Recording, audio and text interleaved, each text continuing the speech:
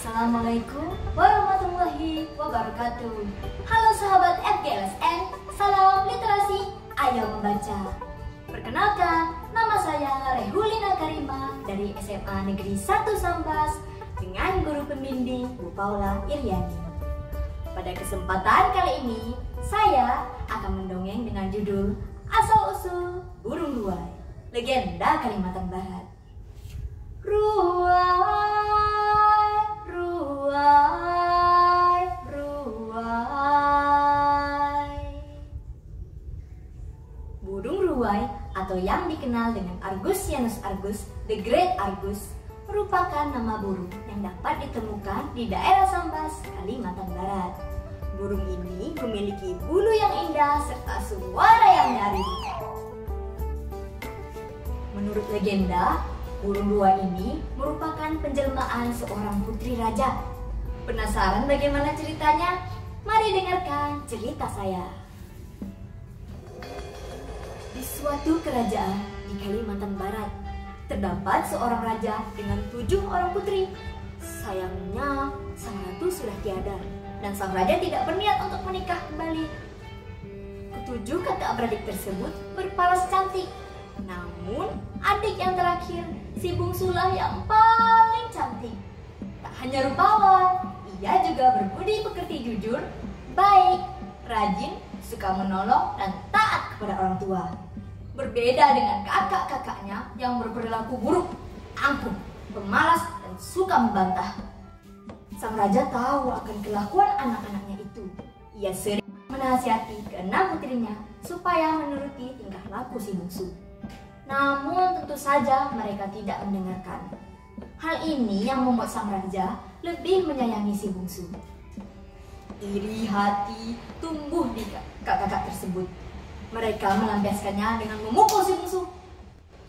Tidak dapat memberitahu sang raja karena ancaman dari kakak-kakaknya. Si bungsu hanya dapat terdiam. Sore hari, sang raja terkejut dengan penampilan si bungsu yang babak belur. Apa yang terjadi dengan si bungsu? Mengapa dia babak belur? Tanya sang raja ke 6 putrinya. Si bungsu terjatuh saat bermain di taman, Baginda. Jawab salah seorang kakak. Benarkah bungsu? Tanya sang raja ke bungsu. Si bungsu diam sesaat. Ia melihat ke arah kakak-kakaknya. Ia tak berani untuk mengatakan hal yang sebenarnya. Benar Baginda, Adinda terjatuh saat mengejar kupu-kupu di taman. Jawab si bungsu.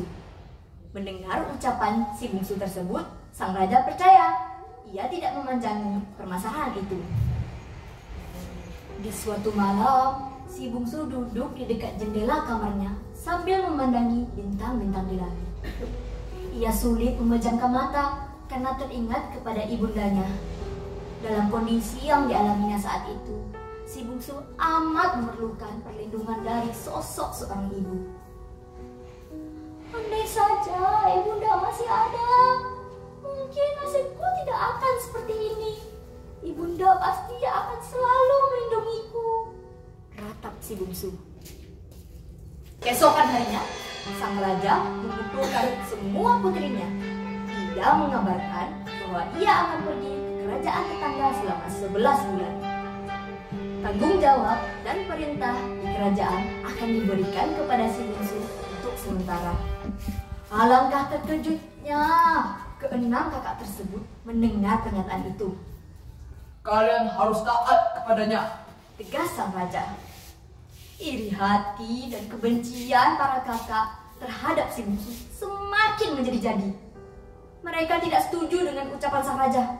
Mereka berniat untuk mencelakai si bungsu.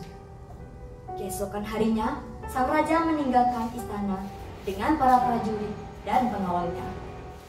Para kakak berpura-pura bersikap baik terhadap si bungsu. Si bungsu senang bukan main. Ia mengira akhirnya kakak-kakaknya mau berteman dengannya. Hingga suatu hari, para kakak mengajak si bungsu untuk memancing ikan di gua batu. Di dalam gua tersebut terdapat aliran-aliran sungai kecil yang banyak ikannya. Kakak-kakak nanganam pagi nanggo ke gue ba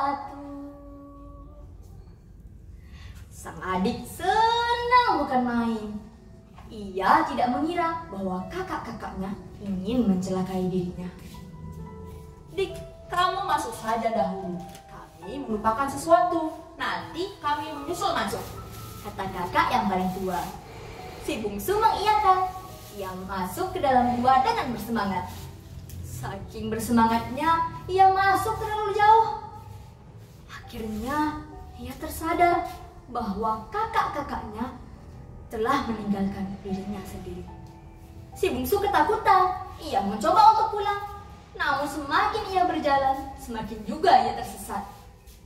Maka tinggallah si bungsu seorang diri di dalam gua itu. Suasana gua yang gelap gulita membuat si bungsu kesepian. Ia hanya bisa menangis siang dan malam.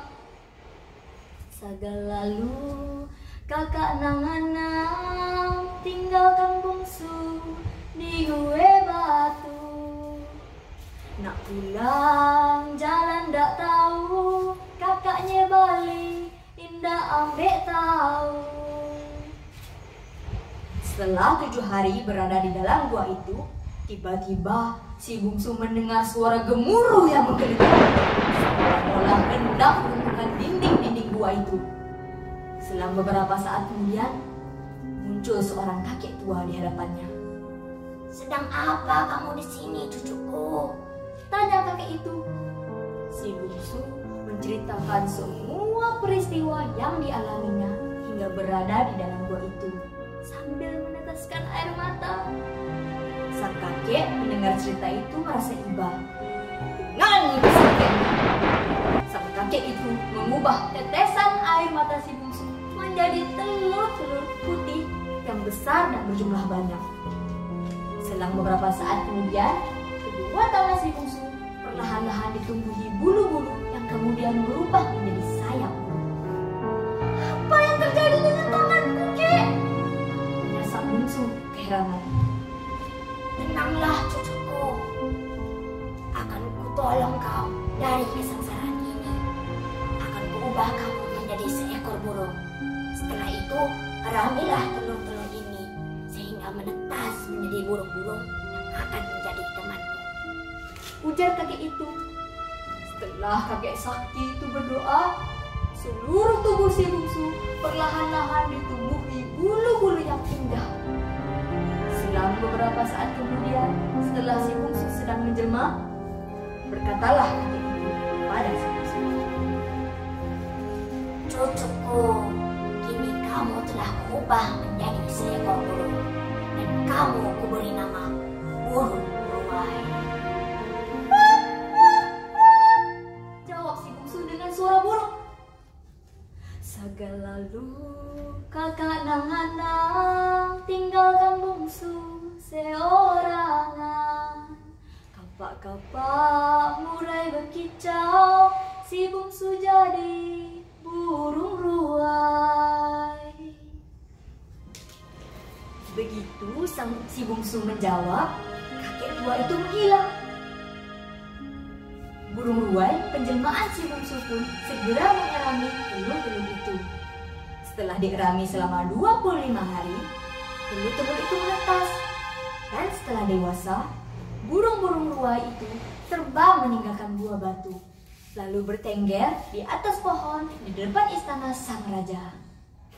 Di atas pohon itulah si bungsu melihat kakak-kakaknya dihukum oleh sang raja karena telah mencelakai dirinya. Ruai, ruai, ruai.